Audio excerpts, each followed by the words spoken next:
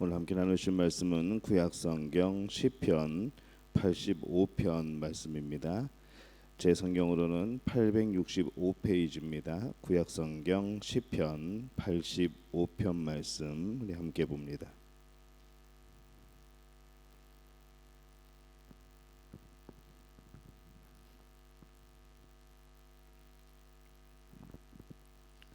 시편 85편 말씀 우리 한 목소리로 함께 봉독합니다. 여호와여, 주께서 주의 땅에 은혜를 베푸사 야곱의 포로된 자들이 돌아오게 하셨으며 주의 백성의 죄악을 사하시고 그들의 모든 죄를 덮으셨나이다. 셀라. 주의 모든 분노를 거두시며 주의 진노를 돌이키셨나이다.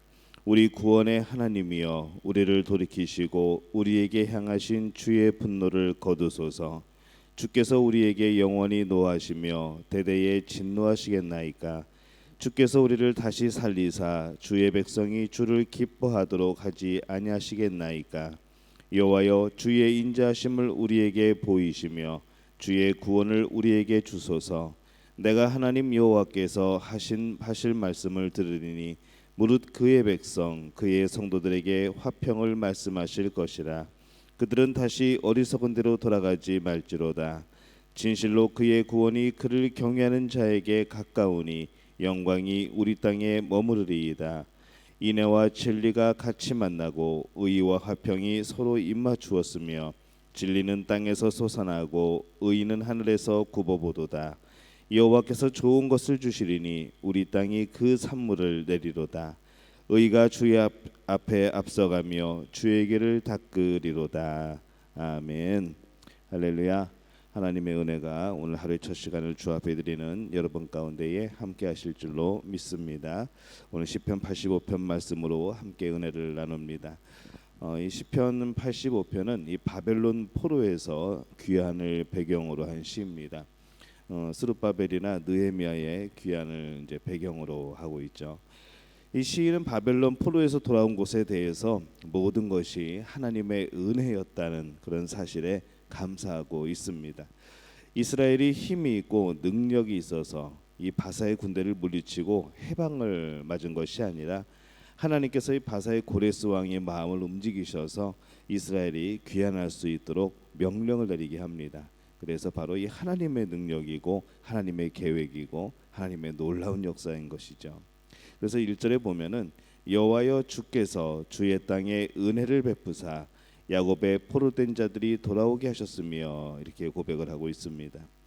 이 사실 하나님이 이스라엘이 저지른 죄악대로 만약에 심판을 하신다고 한다면은 영원토록 그 노예에서 해방될 수 없는 그런 죄를 지었습니다.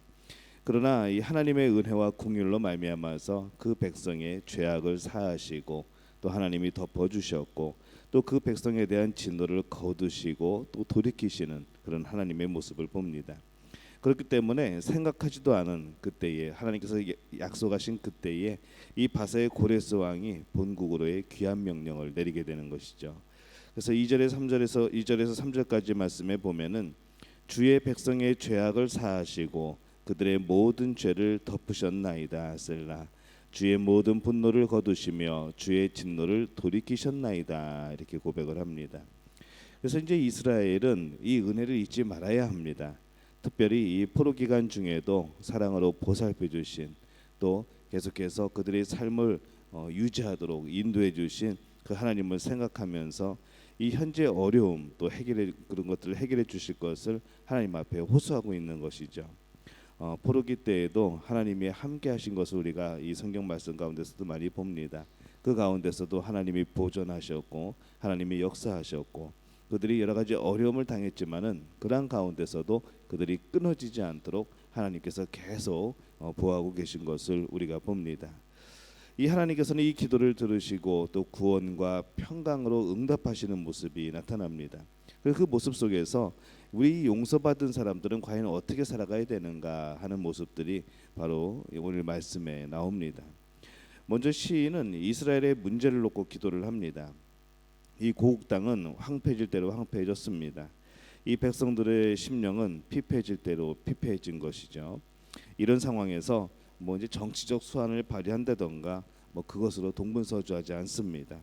군사적인 보강에 서두르는 것도 아니고 이 시인이 한 것은 무엇인가 하면은 바로 하나님 앞에 무릎 꿇는 것이죠. 그 민족과 그 땅에 남아 있는 모든 진노를 완전히 돌이키고 그치기를 하나님 앞에 간구하는 겁니다. 4절에서 7절까지의 말씀에 보면은 이렇게 간구를 합니다. 우리 구원의 하나님이여 우리를 돌이키시고 우리에게 향하신 주의 분노를 거두소서. 주께서 우리에게 영원히 노하시며 대대에 진노하시겠나이까.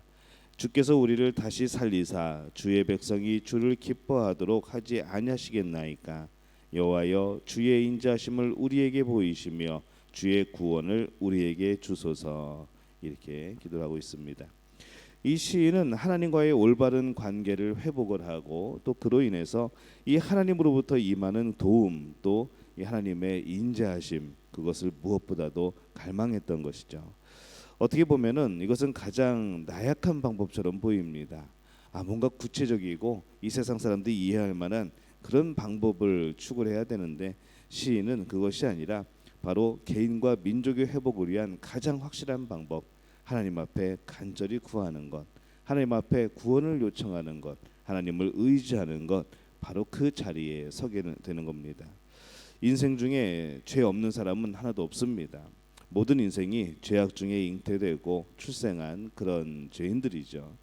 오늘 우리도 하나님께 기도드릴 제목들이 참 많지만은 그 중에서도 이 하나님의 도우심, 하나님의 인자하심을 바라는 그런 기도가 우리에게 필요할 줄로 믿습니다.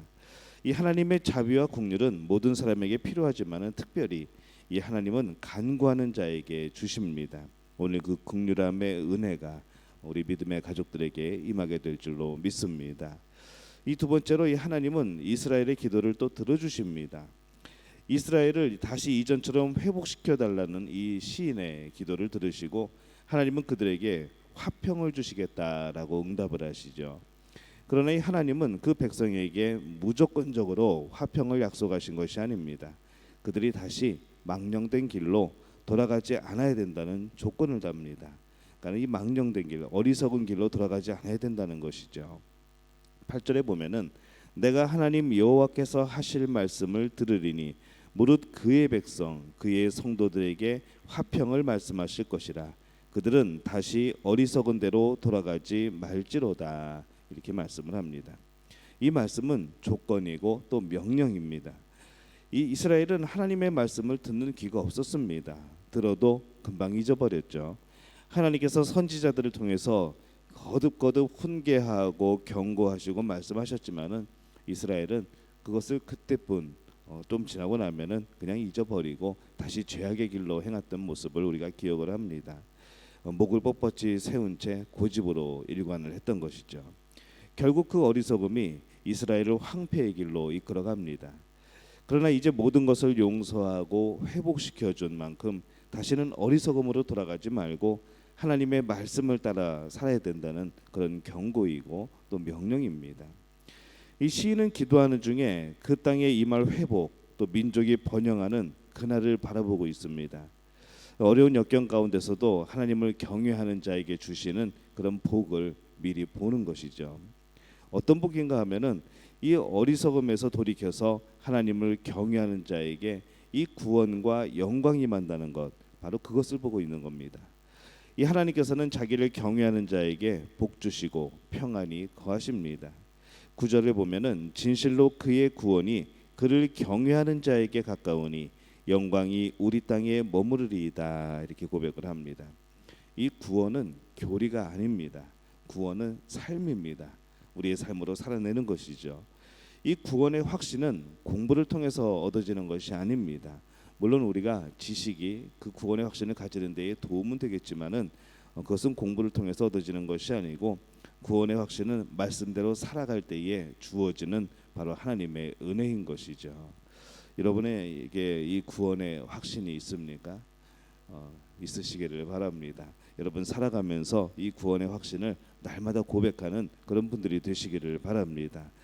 두 번째로 이 하나님을 경외하는 자에게 긍휼과 의와 화평을 충만하게 누리는 것을 말씀을 하고 있습니다. 긍휼, 진리, 의와 화평, 이것은 하나님만이 주실 수가 있는 것이죠.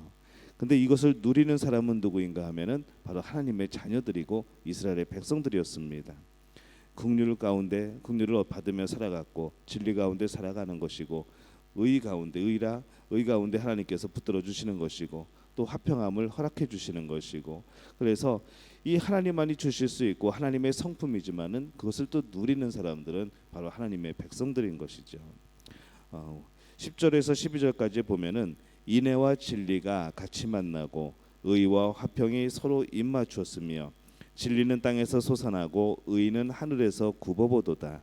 여호와께서 좋은 것을 주시리니 우리 땅이 그 산물을 내리로다. 이렇게 말씀을 합니다. 근데 성도가 이렇게 되기까지 앞서 우리의 신앙을 이끌어 가시는 분은 바로 하나님입니다. 13절에서 이렇게 말씀을 합니다. 의가 주의 앞에 앞서가며 주의 길을 닦으리로다. 우리가 의롭게 살아야 된다고 말을 하지만은 그 의롭게 살아가는 길을 닦아주시는 분은, 앞서가시는 분은 하나님이시라는 것이죠.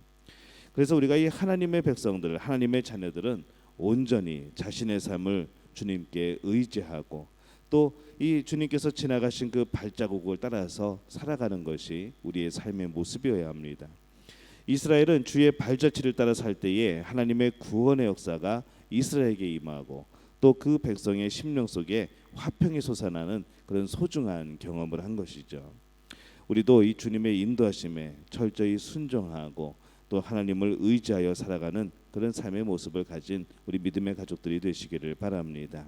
앞서가지 않고 하나님이 앞서가실 때에 바로 그것을 뒤따르는 우리의 모습, 하나님의 뜻이 무엇인가를 늘 고민하고 그것을 알려고 기도하며 노력하는 우리의 모습, 늘 성령이 말씀하시는 그 음성에 귀를 열고 또 마음을 열고 그것을 받아들이는 그런 모습, 우리가 그런 모습으로 살아가게 될 때에 오늘 우리에게 주시는 하나님의 놀라운 은혜가 넘쳐나게 될 줄로 믿습니다.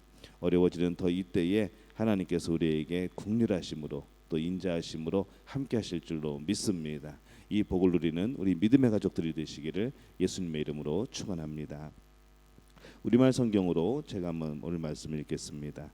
여호와여, 주께서 주의 땅에 은혜를 베푸셨습니다.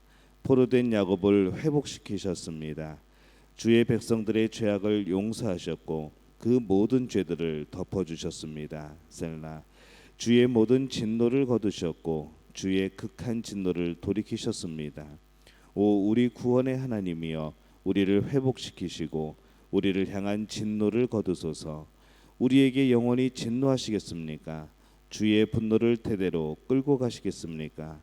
주의 백성들이 주를 즐거워하도록 우리를 다시 회복시키지 않으시겠습니까? 오 여호와여, 우리에게 주의 신실한 사랑을 보여주시고 주의 구원을 허락해 주소서. 하나님 여호와의 말씀을 내가 듣겠습니다. 주께서 백성들에게 성도들에게 말씀하시는 것은 평화입니다. 부디 그들이 어리석게 되돌아가지 않게 하소서. 주의 구원이 분명히 주를 두려워하는 사람들 가까이 있으니 주의 영광이 우리 땅에 있을 것입니다. 가엾게 여기는 마음과 진리가 만나고 의와 평화가 서로 입을 맞춥니다. 진리가 땅에서 샘솟고 의가 하늘에서 내려다볼 것입니다. 여호와께서 진정 좋은 것을 주실 것이니 우리 땅이 수확할 것이 많을 것입니다. 의가 주 앞에 가서 우리를 주께서 걸으시는 길에 둘 것입니다. 아멘. 이 고백이 또 이 고백에 대한 간구에 대한 응답이 오늘 믿음의 가족들에게 함께 하시기를 바랍니다.